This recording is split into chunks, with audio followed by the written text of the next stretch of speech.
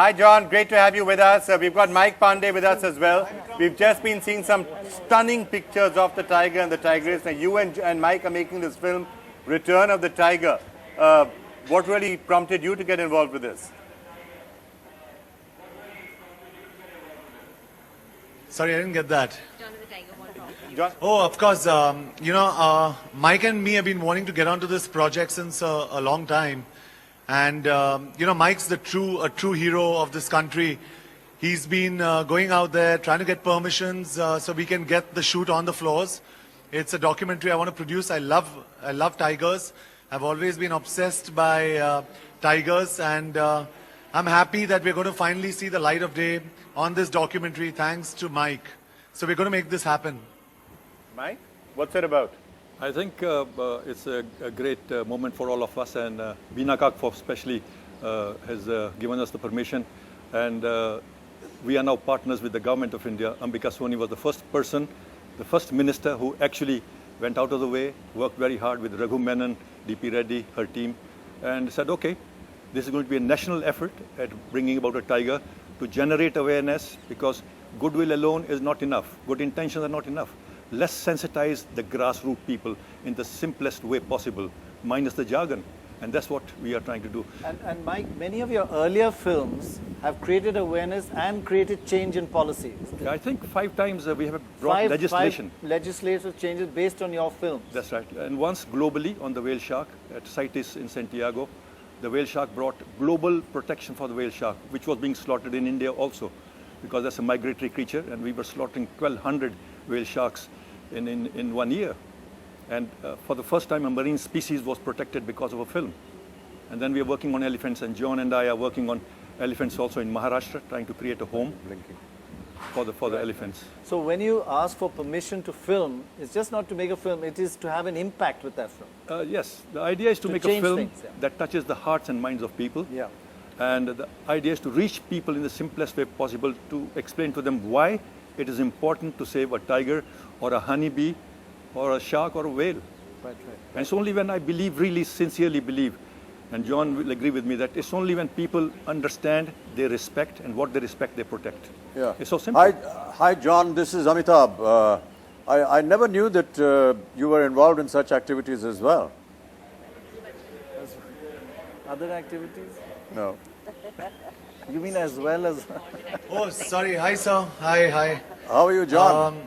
I have been involved since a long time, sir, and I'm happy I'm getting this opportunity to work with Mike.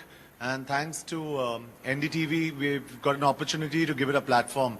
So I'm really happy and excited to be here. And I think we're all very honored to have you there on the other side, because I think that means the most. When a person like you actually says something, a lot changes. I want to make a submission and a request to you, John. When you make this film, if you have a passing shot of somebody chasing poachers, somewhere in the background there, count me in. Just a passing shot, just running behind some poachers. I think you're on.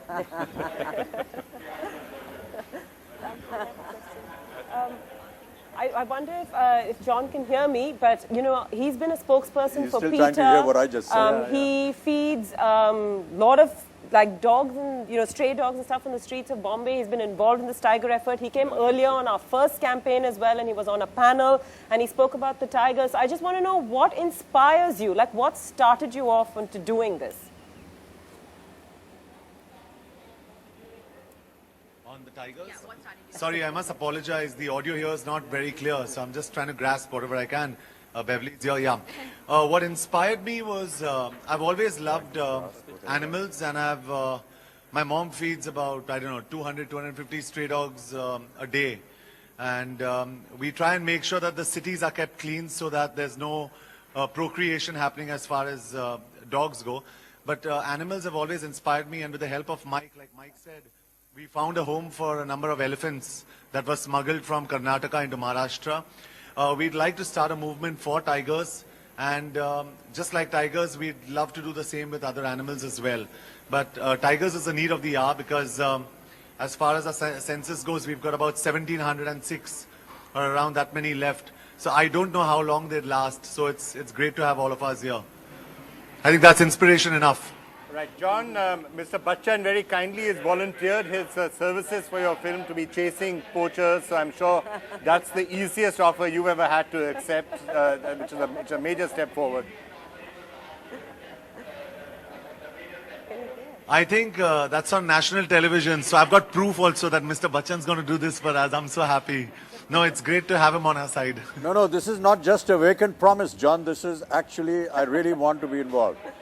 A passing shot, somewhere in the back. You could be in front, talking about Thank you, sir. Thank you so much, sir. Somewhere in the background. Honestly, chasing a we few are in poachers. the process of making this documentary, and I'd really love to have your voice and a little of you on this documentary. So it'll be an honor for all of us, sir. That's a commitment, Thank you so John. much. That's a commitment right now. Thank you. Yeah, that's great. Voice, presence, whatever you need. But are you going to, is the scene going to end you catching them, or they're just going to get away? I'm going to catch them, I'm going to thrash them, and get them into jail. Catch them, thrash them, and get them into jail. Not bad. You should have, John, you should have heard the appeal that Mr. Bachchan made a short while back to anybody who's potentially a poacher, and I think it really makes a big difference when Mr. Bachchan or you or anybody else whom people look up to and listen to make that appeal. I think it really goes a long way. Actually, I'm going to get you, sir, to repeat that appeal one more time, which you made to people, what they can do to save the tiger. Do we have a and I'm clip going to of get that? John to Yeah. repeat. You have that clip, we can show it. Which clip? Well, you can say it again for fresh. Right, Repeat. sorry. It was so good. No, Right. basically, John, what I was saying was that, we have to stop this poaching, and because we want the forest to survive, we want the planet to survive, we want our future generations to survive. And there's no better way than to save our tigers, save our forests. And you're doing a marvelous job, and as I said, I pledge myself to be involved with this project in whatever capacity you may want. Yeah, that's the appeal I think we'd all make to the youth and to people in general that are watching this program. And I'd love to say that we have to do all within our powers to save the tiger. There are very few left. For me, my mom's a Zoroastrian and we call ourselves a tribe because I don't know how many we can propagate anymore, and the tiger's in a similar situation right now. I just hope that people out there kind of take heed of this. I hope the government takes care of the buffer zones, because I think that's very important for the protection of tigers, the buffer zones. And we've got great forest laws, and Mike can second me on that. And we've got amazing forest laws, but we haven't enforced those. So I believe that the bane of all the problems in this country is bad governance. And I'd love to say it on record. We've got bad governance in this country. I hope that doesn't extend to our forests. So please, the government should sit up and take notice and listen that we really need to save these animals. John, thank you so much for joining us, and absolutely you're right. There's Thank a lot you. that can be done by the government. We, of course, will keep on doing whatever small bit we can. Thank you so much, John, for having joined us. India's #1 news app just got even better. Download NDTV's new app. Fully optimized for retina display. Full screen view. Faster response time. And Sudoku. NDTV's new iPad app. Download now.